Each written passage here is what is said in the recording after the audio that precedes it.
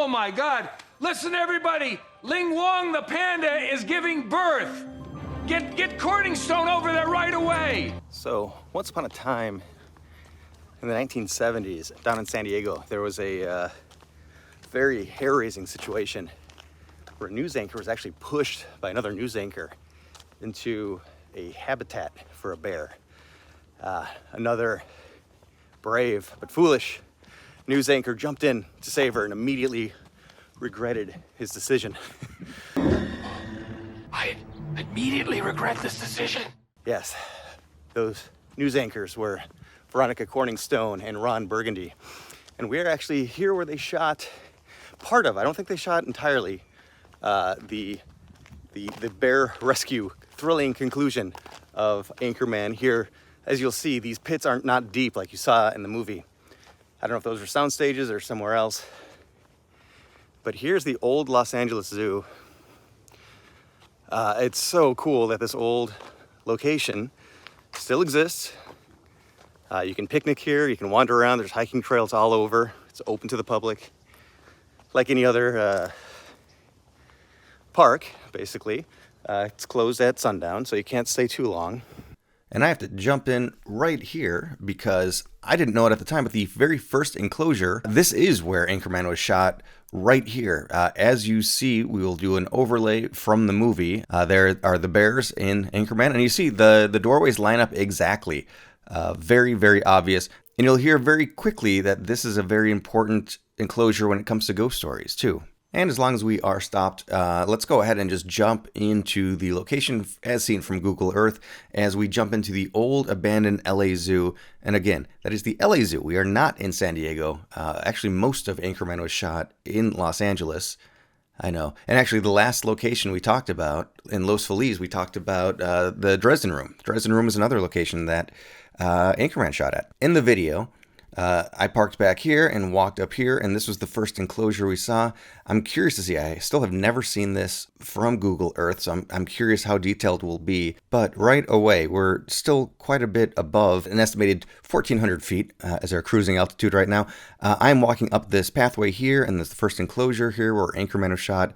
And again, you'll hear some ghost stories that might be linked to this. Definitely some violence associated with this enclosure right here. Enclosures all along here, and then you go along and there's cages and cages up here as well. But you do see all of these different switchbacks. It's a really interesting hike. Lots of other ruins you can even see from this level. We're not going to go into depth in this video. I want to do a deeper dive into Griffith Park ghost stories. I've never hiked to the fabled table number 29, I think it is. That is a very big urban legend associated with it, but it's certainly just an urban legend. Still, I want to go there and tell some stories. No haunted locations associated with that one. But yeah, that's a really nice vantage point zooming in. You can see how the switchback up here is higher elevation. As we come down here, we do see some of the 3D difficulties with trees for one, but it's still pretty interesting that you can see the different enclosures. And it is this enclosure here that in the video I'm standing right next to now with the picnic tables in it. That is where Anchorman was shot. It's interesting to note that this location started out as an ostrich farm owned by Griffith J. Griffith, of course, the namesake of Griffith Park. And I think that's part of why, and probably a big part of why, this location was really not well equipped to take care of a whole bunch of animals. When it opened in 1912, it only had 15 animals, and it's actually really interesting to dive into where all of these animals came from. Some of them came from studios, some of them came from different amusement parks in the area. So getting one quick little peek at a street view, a user-submitted photo from up top. This, I wish it was taken from back here. I've got to do a more in-depth video about the old zoo because I have done a lot of shooting up here. But this is the top side of the enclosures. This is where zookeepers could go in, and you can't really see too much here, but you can kind of see that the landscape goes down, and that's where they would be able to go down that long staircase. We'll see some reverse angles of this in the video. But yeah, this is what the hiking trail looks like. And one last correction I already have to make, just barely starting this video, is that I made a guess that maybe they use sound stages for the scenes with the bears. Obviously, the bears weren't really there, composited in, but my rationale was that this is all at street level, whereas we can see them jump down and into the cage, into this area. But clearly, production built a wall strong enough and big enough that people were able to stand on it here, looking down. It's pretty amazing. I would love to see behind the scenes photos. So if anybody has access to anything like that, I'd love to see it. Because yeah, they definitely built up this area here so that people could be up here about where my mouse cursor is, looking down into the bear enclosure. But there's no doubt that they actually shot it all right here, only having added on an artificial wall here. Once again, not my fault. Parks and Rec shot everywhere, so including here. Today we are marrying penguins. I'm not exactly sure which of these habitats it was, but this is where Leslie Knope controversially married 2 gay penguins to each other. Now, we're in Griffith Park, which is full of ghost stories, UFO sightings, cryptids. It just goes on and on and on. I mean, Griffith Park is huge. It goes along the Griffith Observatory, the Hollywood sign is on it, of course the old zoo here. Some merry-go-round that has ghost stories associated with it. You know, this was the earlier days of zoos. Animals were not taken care of well enough, and you know, they probably suffered here a lot. And there's one specifically, a bear, polar bear, Ivan, who would attack any other bear that was put in the same confinement. And I think it was just probably because it was too small. So there are ghost stories associated with this zoo from the animals, phantom sounds from the animals.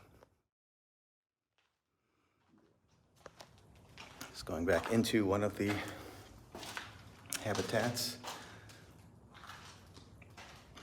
And then in the back, you can see where the zoo keepers could come down to feed or otherwise gain access to them.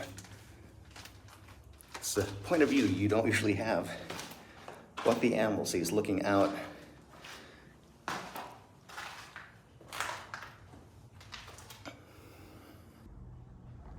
Okay, I just saw something on the right side.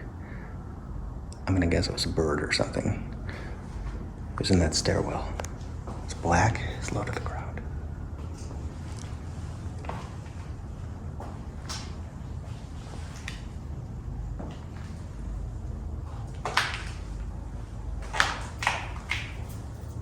I hear something.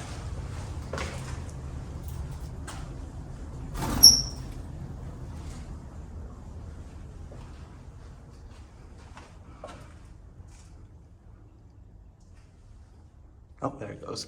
Yep, it was a bird.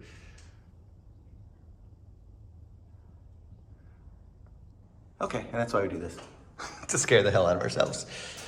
Walking around, I see something that wasn't here last time I was here, which was not that long ago. There's actually photos of Ivan the Terrible, as he was nicknamed.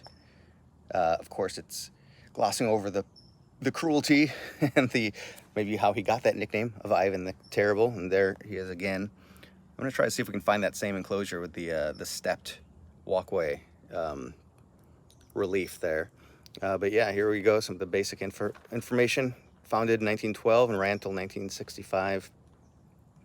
And just like I'm doing, they're pointing out their movie past. Disney, who was very inspired by other elements of Griffith Park, would send his people here to look at animals. Fascinating thing, look at this. You could have a bear there, people in the foreground, and look at the only fencing. It's just a low 4 foot tall-ish chain link fence. That's slightly different today if you were to go to a zoo. But yes, I mean, this one's a sad one. Oh yeah, there we go. You already see the stepped area there that I was talking about. So there's where that photo was taken of Ivan in the background. Let's walk up there.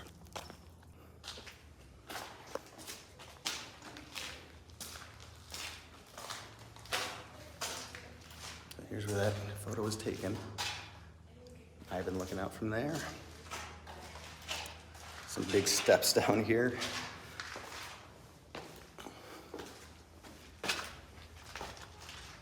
Looking up, and the hiking trails do go up there so you can get the reverse point of view looking down. It's a really interesting place to come for a hike. The ghost stories associated with this place are sadly from probably malnourished, maltreated animals. I think people did what they could, they did their best, but it wasn't maybe always the best place. And to be honest with you, I kind of see all zoos as animal prisons. It's nice to protect very endangered animals, but beyond that, I don't know. I'm just not a big fan of zoos. But yeah, here is a look at just a portion, because it goes on and on. There's a lot to see here, and I do encourage people interested to come on out. I wouldn't be surprised if this is my guess, this is where I think the penguin marriage ceremony took place. Okay, video's almost over, so there's one last chance for me to be mistaken on something. So here in front of us, directly in front, is Ivan's cage, Ivan's enclosure, and actually the penguins were wed right next door. You can compare the edges. It's kind of neat that each of these enclosures, even though they're obviously, these are all fake, these are not actually blasted into the side of the mountain, this is plaster. All the enclosures are different, they're unique. So the each little entryway is kind of a fingerprint here, and you compare the edges of this opening here with Parks and Rec, with Leslie standing in the middle. This side of it is blocked by the penguin little marriage chapel, I guess it was, but you can definitely clearly see that this edge here matches up, and no other openings match anywhere near like that. So definitely it was right next door to Ivan's enclosure where the penguins were wed. But thanks for watching, and I'll see you soon at another Haunted Filming Locations.